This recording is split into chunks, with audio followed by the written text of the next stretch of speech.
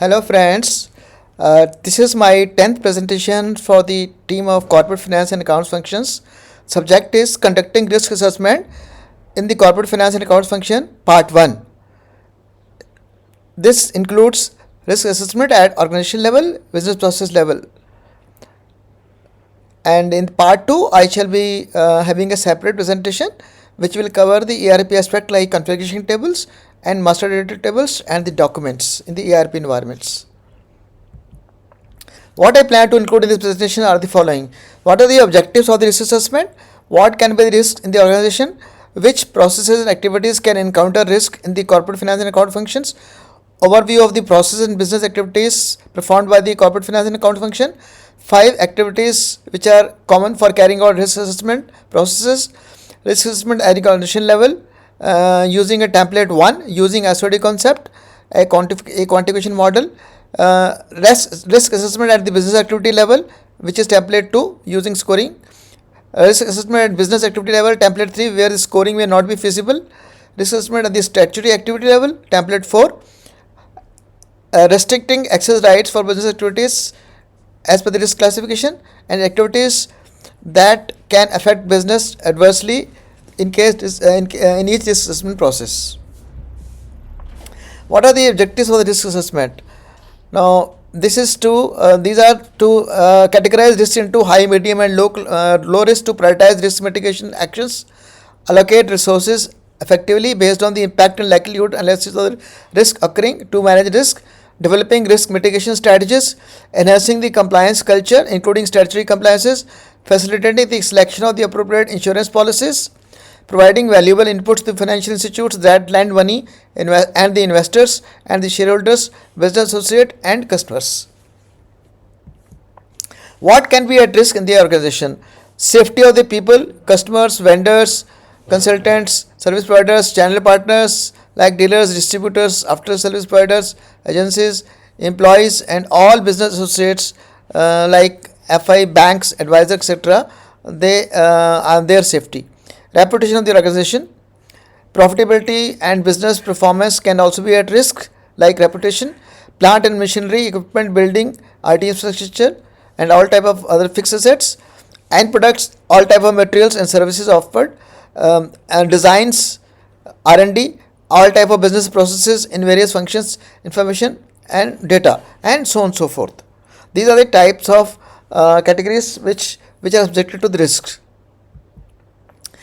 What is planned to be included in this today's presentation is the processes and activities that can encounter risks in the corporate finance and account function.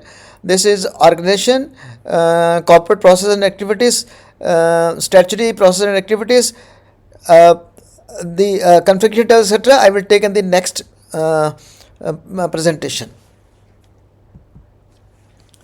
Overview of the business process and business activities performed by the corporate finance accounts function. As per my estimate, there are 963 business activities that have been identified, covering 140 key business processes as per the following summary. These are like identifying, developing competencies, carrying out the performance appraisal of the finance account function based on KPIs, KRAs, joint ventures, merger acquisitions, treasury investments, intangible assets, equity build-up and dividend payments, borrowings, role of CFO in pricing decisions, conducting risk assessment, developing financial authority manual, SOPs, developing budgets, performing internal audits, corporate governance, etc. So these are the various kind of key processes which are there and associated 963 activities. The operational activities related to the finance account functions are not included in this. There will be separate chapter on that, chapter presentation and separate book on that. Now, what happens in case these business activities are not performed diligently, and in case some activity goes wrong, there can be many severe adverse impacts on the business, such as it can impact the profitability and or sales revenue or cost or quality and customer satisfaction. It can impact the statutory regulations and compliances and ethics. It can impact delivery and timeliness and efficiency or effectiveness of the process being performed, or any combination of these.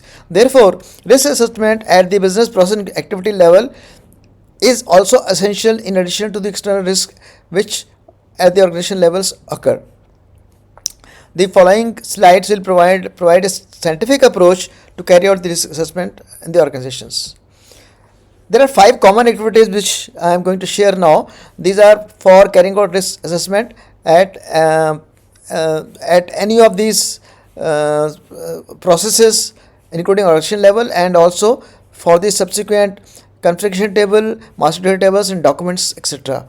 Number 1 activity is designing a risk assessment team or a cross-functional team.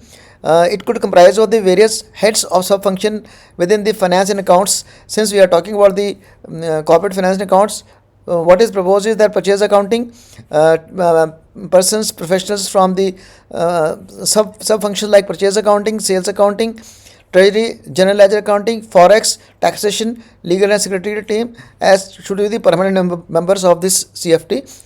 Then there can be invitees from other functions, lead-based invitees like say head of purchase, head of sales, manufacturing, IT, ERP, R&D, and so on, other essentials functions in the organization. Identifying aspects that can contribute to risks. That is in activity number 2. Third is designing the risk assessment templates at each of the activities which is to be assessed for risk. Software programming of the risk template and navigation for each template, and populating the risk template.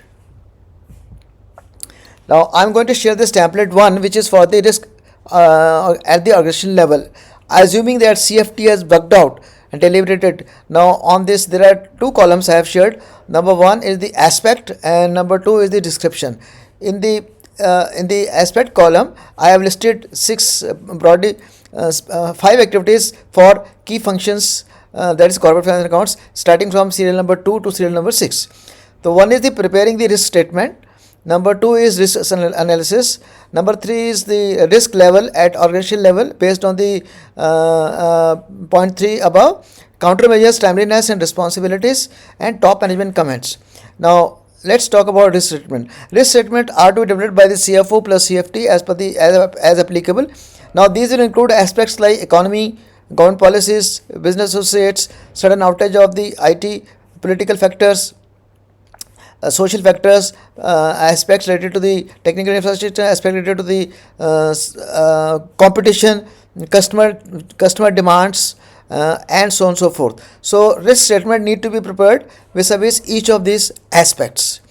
Now risk analysis needs to be covered, and this will mean using separate sheets for blowing up each of these activities and reviewing in very details. I remember it can take to 2 to 3 pages per risk statement, the supporting for that. Risk level at the organization level. Now this based on the point above, now CFO and CFT to classify the risk as based on the risk statement as high or medium or low based on the risk which has been done. Now thereafter the CFO and CFT must capture what are the risk mitigation strategies, countermeasures, timelines and responsibilities for each of the risk statement. These thereafter in next point, these must be reviewed by the CEO and MD and their comments incorporated. This could be with respect to the risk statement as such, or the analysis, or the risk mitigation strategies. There can be validation from CEO or MD on these. Now at the end of each at the end of this template, one has to provide the names and levels of the persons who have contributed to creating this risk statement or editing this or approving this. And of course in this case the approval will be finally subject to the CEO MD. Now their signatures and dates should also be incorporated. Now using SOD concept, a quantification model for risk classification. Now SOD means severity, O means occurrence, D means detectability. Now these are the 3 parameters which I propose to be evaluated and scored as per the narration which I am going to share. Now fundamental thing is that one question which the CFT has to ask vis-a-vis each of the activity to be assessed for risk, whether it is organizational risk or the process risk or activity risk or any other risk. What is the adverse impact in case on the business in case the business activity being performed goes wrong? Now, and analyzing the answers broadly under three categories: the severity of such a thing going wrong, occurrence, possibility, and the detectability. At what stage it is observed.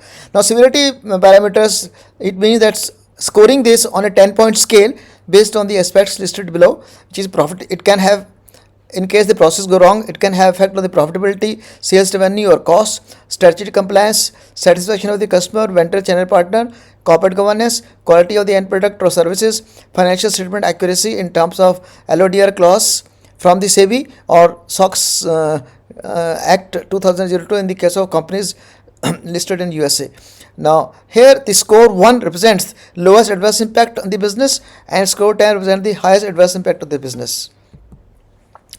Continuing, occurrence parameters means that this is on a 10-point scale again.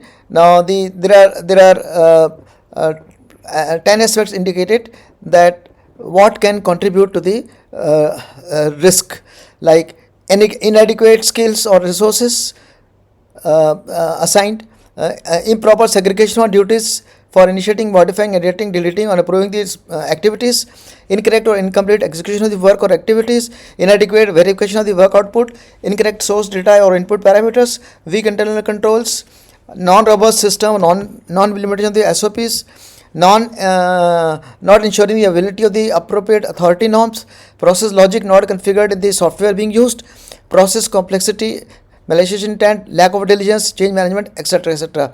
Here, now, since there are 10 aspects, the score of 1 represents the number of causes being only 1, which can contribute to the risk, and score of 5 means number of causes being 5, score 10 means number of causes being 10, and so on so forth combination.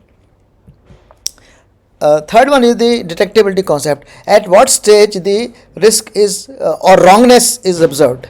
Now, this is proposed on a 10-point scale, and stage 1 is that at the very early stage by the functional user himself, who detects that okay, this something wrong has happened in the while performing this activity. For example, bill passing stage. Subsequent stage is that subsequent stage, verification stage within the same function, and the boss is going to check that. Third is outside the initiating function, like in the next function within the same business unit. Stage 4 is during the internal audit stage, during the random internal audit within the business unit. The stage 5 is the most dangerous stage, which is the wrongness is observed at the customer end, who is outside the business. In the case of bill passing, it will be, for example, the vendor or service provider whose bill is being processed. Here, score 1 represents detectability the first or initial stage. Score 6 represents detectability at the third stage. Score 10 represents detectability at the final stage, which is at the customer or business associate end. Now, risk classification can be as high or medium or low based on the scoring which is observed. Now, CFT team should compute the impact score based on the below formula. The impact should be taken as the multiplication of the severity and the detectability. That means how much is the severity and at what stage the wrongness was observed. So that is the impact score, and exposure means that the parameters which can contribute to things going wrong. So there I have taken as exposure score. Now, in case impact score is say varying between 70 to 100 and exposure score is say 8 to 10, risk can be classified as high. I will share this in the subsequent examples. In the case of low, if the impact score is because of things going wrong, the severity score, in case the impact score is up to 50, it can be deemed as a low risk, and exposure score can be below 5. I had shared that these severity and detection, they were on 10-point scale each, and exposure score was also on 10-point scale. Now, risk assessment at the business activity level, and this is template 2 using the scoring model. Now once the scoring has been done by the CFT, now I'm sharing here one example of making payment to the vendor for material supplied to the company or services rendered by the company, by the vendor or service provider. Now let's talk about the material supplied by the vendor. Now here the main key activities, there are 10 activities. I have indicated the top few, like one, what if finance and accounts function personnel will do. Material rate verification from the purchase order, quantities received and accepted verification in the goods receipt note, verification of the rate and quantity in the vendor invoice, computing the amount payable to the vendor based on the above, and the making a payment voucher, recovery of the outstanding debit note from the due amount before processing the payment, determining the payment due date as per the purchase order, determining the correctness of the GST payable, and so on and so forth, all of these activities.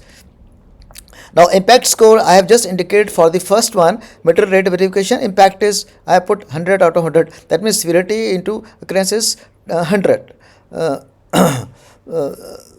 Exposure score is 8, and the risk classification level therefore is high. You just see this previous, remember this previous table. Now based on this, just to repeat, impact is on severity into detection. So here impact score, material rate verification, severity and detection basis, it is 100.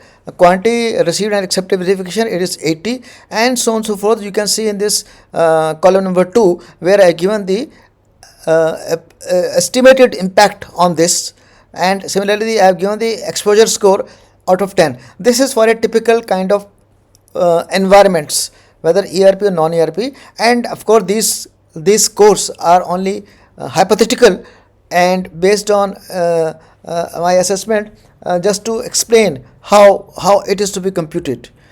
Okay, now therefore these numbers scores can certainly vary as per the assessment of the CFT, and risk classification therefore can be high or medium or low. I have given examples of high and medium also and low also. Now risk assessment, now there are some type of activities where the scoring may not be possible. Now for example, negotiation aspect in the JV, there are different activities to be performed, and if I recall, there are 51 activities to be performed, 51 negotiation aspects, including technical, financial, commercial, legal, management process, and claim settlement process, etc., etc. And therefore here it may not be possible to determine the impact score and the exposure score so scientifically. So here the judgment of the CFT is to be taken in assigning the impact score and exposure score. So let's say the lump sum know-how fee negotiation as per the scope of design and drawings and specification for the end products or the manufacturing or the after service or the complete package as per the scope of the JV. So let's say the impact score is here 90 and the exposure score is 8. So the risk classification is high.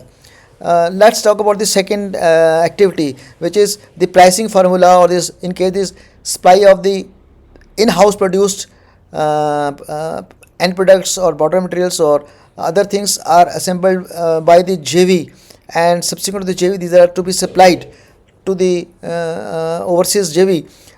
What the pricing and cost and rates for that. So here I have indicated the impact score as 80 and exposure score 8. So this classification level is high, and so on and so forth. Now please appreciate these the template 2 and template 3, for example, there are overall 963 activities which I have indicated in my book. Now this needs to be done meticulously for each of the activities in case you want a real benefit out of this assessment.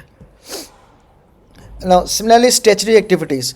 Now as per a typical manufacturing industry where I got maximum exposure, I have listed there are almost 60 applicable statutory acts which are directly plus indirectly relevant, 30 direct and 30 indirect. They are given in my book, and here for just one particular statutory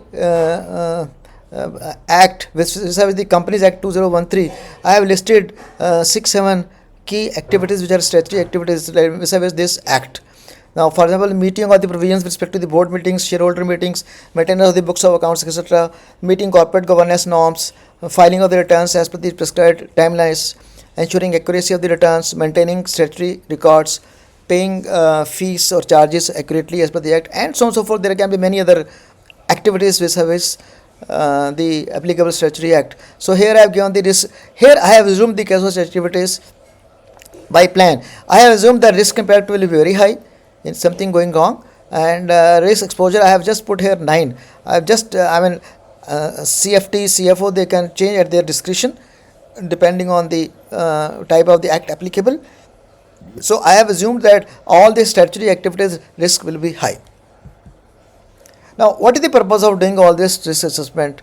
Now, this once the assessment has been done as activities are high or medium or low, now we need to restrict the access rights for performing these business activities. Now, here in the case of activities, these can be performed either through transaction codes in the ERP environment, or these can be through workflows in the case of, for example, Oracle or Microsoft Dynamics, etc., by assigning access rights. Now, these access rights, these can be at 5 stages. Who can initiate the transaction code? Who can do the editing? Who can view these transaction codes? Who can delete this? Who can approve these?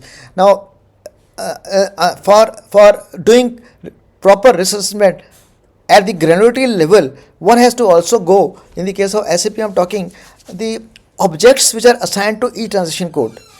Within that, there are objects which are assigned to the transaction code. What can be done?